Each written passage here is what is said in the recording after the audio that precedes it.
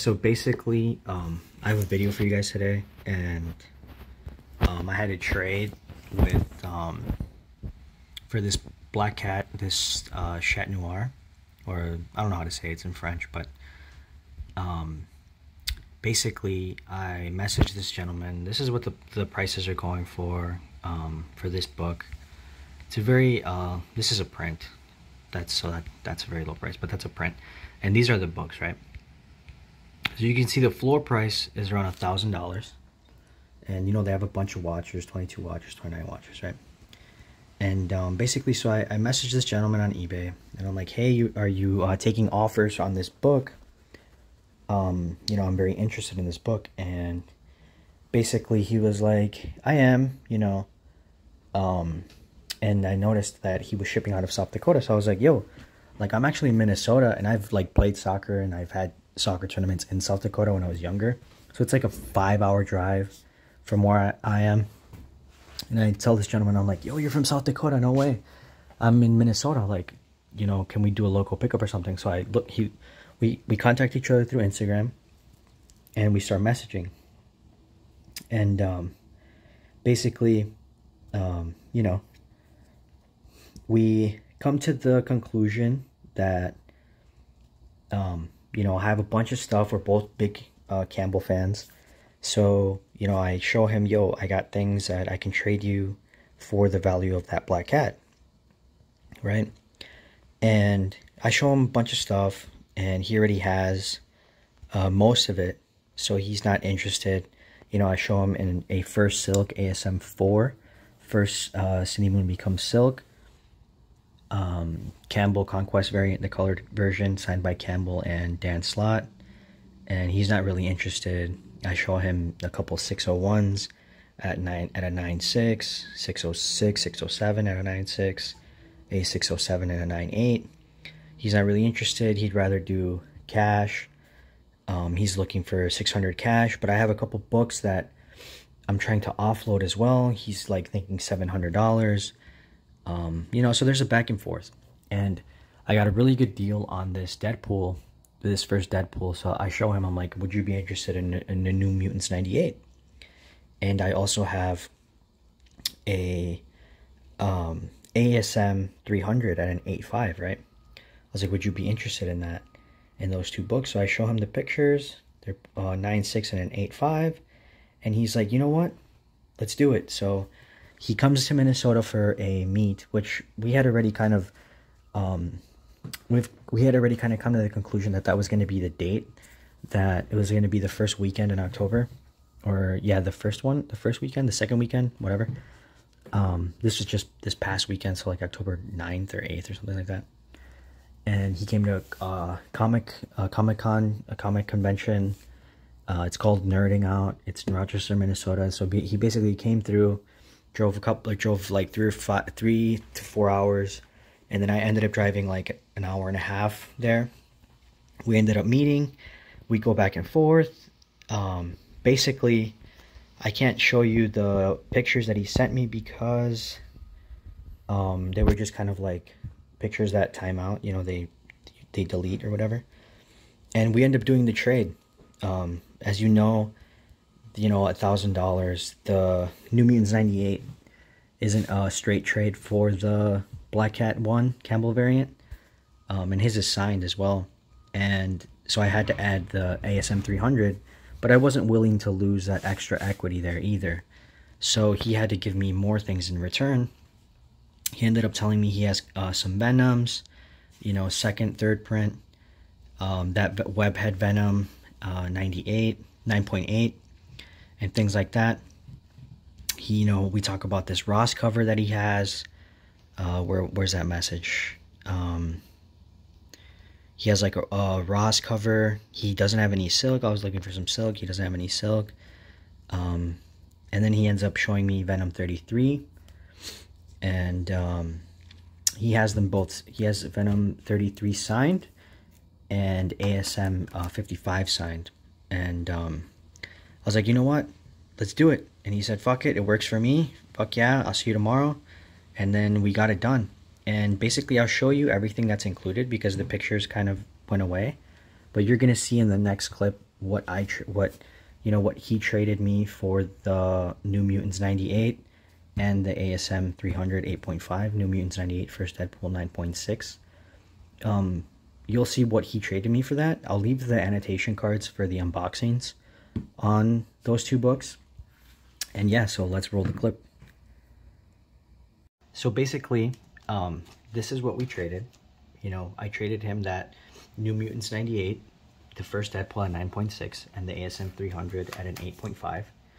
He traded me this Alex Ross cover, Virgin variant, for the first Red Goblin.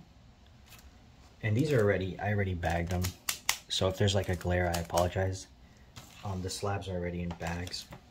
He ends up trading me this Alex Ross variant, which I really liked, and especially it's kind of like a key in the previous volume for Spider-Man, since it is the first appearance of Red Goblin. It says right there, and I don't want to spoil it for you guys. He ends up trading me that. He ends up trading me Last Remains, signed by Patrick Gleason. Signature in silver right here on the bottom. And I'm going to take the stand away because these two kind of go together. And I think there's another book that kind of goes with it as well. It pairs very nicely, but we'll go into that. He ends up trading me the Venom 33, Patrick Gleason signed as well. And again, I apologize for the glare and stuff like that. So we'll get these two books out of the way. And I think there's like a Carnage, there's like a Carnage Black, White, and Blood or something like that, that goes very good with the, you know, this webhead cover kind of. He ends up trading me Spider-Gwen #1, but this is a variant from a Rupp's comic variant. This is Mr. Campbell again. I'm a big Campbell fan, and these are bagged. So again, I apologize for the glare. So yeah, I really like this cover. So we end up trading those 4 slabs, and we end up trading the, whoa, it's in a top loader, so don't worry guys. I will be sending this in to get graded. I'll be sending it to CBCS. We end up trading the Black Cat Noir. Now, you know, do I keep it raw? Do I send it into CBCS and get the yellow label on it? You know, I don't know. Here's the certificate of authenticity, the COA. It's in the back here.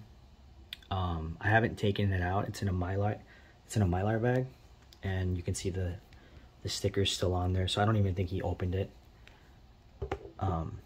So I don't know. You guys tell me, was that a good trade or was it not? Because I already have an ASM. I have 2 other ASM 300s. I have a 9.4 and a 9.2. So that 8.5 wasn't really like I wanted it. I didn't want to keep it. Like, there's no point in keeping multiple, you know, multiple versions of a book or whatever. You know, I have a raw one that I sent into CGC as well, which is I'm not gonna see that for like a year because it's getting pressed at CCS or CSS, something like that. So basically, let me know, you guys. Do you guys think that it was a good trade? Keeping in mind that I already have more ASM 300s. Here's the first, another silk, but we'll get into that in a little bit. Do you guys think it was a good trade, considering that I already have an ASM 300 and a 9.2 and a 9.4? I'll leave that annotation, the unboxing, in a little card above. The 9.4 is getting a second opinion. I feel like it could be pressed and maybe get a 9.6. I'll try to send that in for the Todd McFarlane signing, maybe come back with a 9.6, keep it in the PC. Worst, you know, whatever. I don't think he'll come back lower grade, but You never know. I could get it cleaned and pressed and it could come back a lower grade. But do you guys think that was a fair trade? With the value here, considering I'd already had a higher, like 2 higher grade copies of ASM 300, and I'm not the biggest Deadpool fan. I wasn't married to that slab. I'm more of a Spider-Man. That's why the channel is called Spidey Comic Collector. Very happy to get, you know, I have these full runs. I don't have the Gwen run or anything like that, but I'm a very big Spider-Man fan. Anything Spider-Man related, and Gwen is not the exception. A very, very big Black Cat fan. This is a book that I really, really wanted in the PC, not only because of Black Cat, but the significance, the related to the original art, you know, from the late 1800s, early 1900s from Paris, France. There's a lot of history there.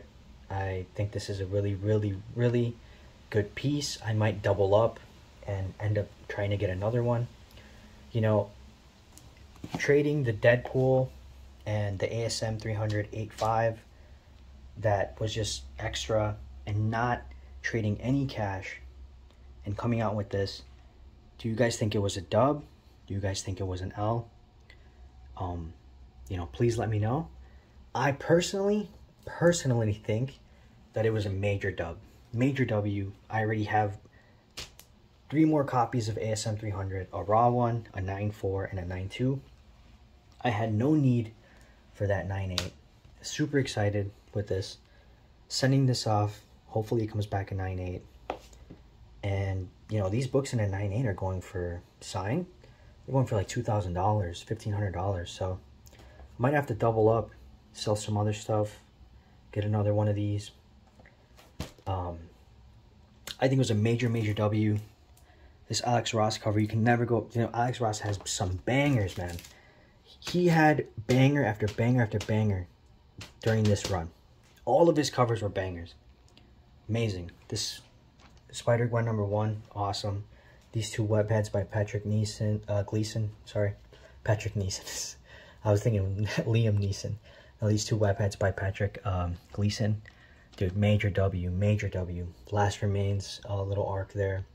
King in Black, major W. I have the King in Black 1 through 5, I think it is, and then the whole Venom previous run. I have that whole Spider-Man previous run. I have this whole Spider-Man run with, you know, Pete Go Down Swinging, Parker Industries. I have the whole thing, right? The whole shebang, in some short boxes and stuff. And with this Black Cat Noir, like, let me know, was this a W? Was this not a W? Personally, I think it was a W.